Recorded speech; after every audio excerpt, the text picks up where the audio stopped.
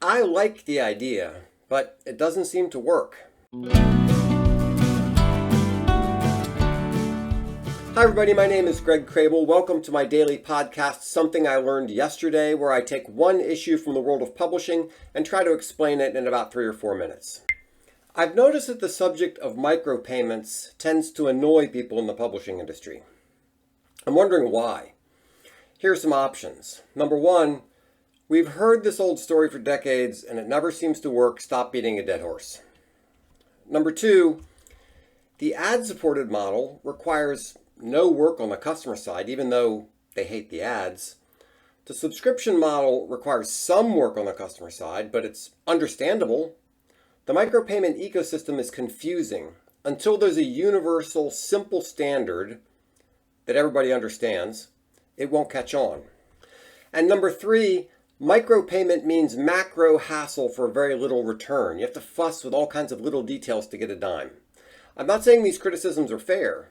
It's possible to create a micropayment system that's easy on both the publisher and the consumer, and I think some people have done that.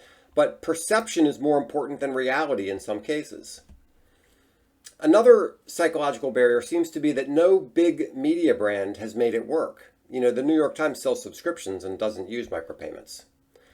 I asked Bard why there's so much emotion surrounding the debate over micropayments. Here's what he said. First, micropayments are a new and unproven technology. There's no guarantee that they'll be successful, and there's a risk that they could alienate readers. Okay, Bard is stupid. It's not a new technology. It's been around for decades.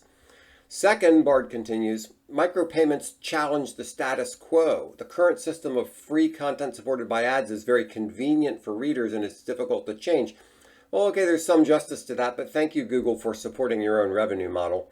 And third, says Bard, micropayments raise questions about the future of journalism. If readers are willing to pay for individual pieces of content, then what will happen to the traditional news organizations that they rely on for subscriptions and advertising? You know, I think there are 7 people who care about traditional journalism. I'm exaggerating, but this whole thing about caring about journalism, that's very few people do.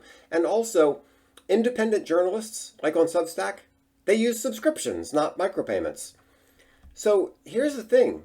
Micropayments make a lot of sense. First, it's similar to the newsstand experience where you buy one copy. That's a tried and true model that most people are familiar with. Second, most people don't want to subscribe. Subscriptions are a hassle and they have a very high "you're trying to trick me" factor, with hidden recurring payments making it hard to unsubscribe, intro offers that balloon into outrageous bills. You're wondering, why in the world am I being charged all this money? I thought it was $10. So what's the deal? The bottom line seems to be that they simply don't work for whatever crazy reason. I'd like to be wrong about this, so prove me wrong. Not with arguments or philosophy or ideas, but with actual examples of major media outlets who are making it work. I'd love to hear some good examples where it's actually working. So that's my thought for today. I hope you enjoyed it. If so, remember to like, subscribe, and share. And if you need help with your business, please contact me. In a second, you'll see a screen that has my email address at the end. Thanks so much.